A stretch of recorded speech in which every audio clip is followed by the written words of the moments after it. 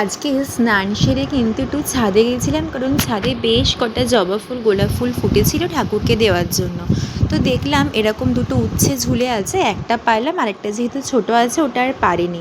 এত ভালো লাগে না গাছের জিনিস দেখতে, আর মানে হাত দিয়ে পারবো, খুব ভালো লাগে, আনন্দ হয় একটা।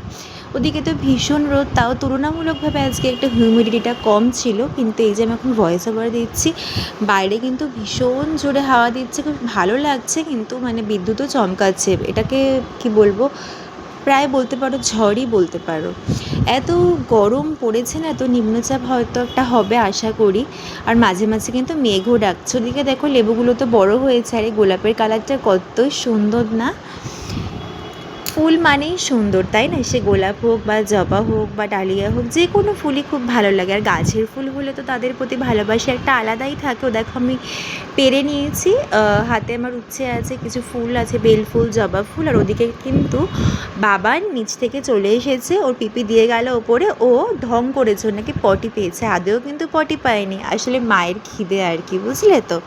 আর ওদিকে দেখো সন্ধেবেলা ওই যে বললাম ভীষণ জোরে হাওয়া দিচ্ছে, তা আমি তো তাই জন্য আর মেলতে পারিনি, মানে ভেতরেই মেলতাম, যদি কারেন্ট চলে যায় আবার অসুবিধা হবে। দেখো ভীষণ জোরে কিন্তু হাওয়া দিচ্ছে, হাওয়াটা কিন্তু ভীষণ ভালো লাগছে, এত মিষ্টি হাওয়া না, খুব ভালো লাগে। ছাদে মানে আমাদের ওপরের ছাদটাতে আমি তো 5 মিনিট মতন ছিলাম, এত ভালো লাগছে না কি বলবো, খুব সুন্দর লাগছিলো, কিন্তু ভয়ও করছিল, যেহেতু মেঘ ডাকছে, কিছু যদি উড়ে এসে মাথায় পড়ে তাহলে রক্ষা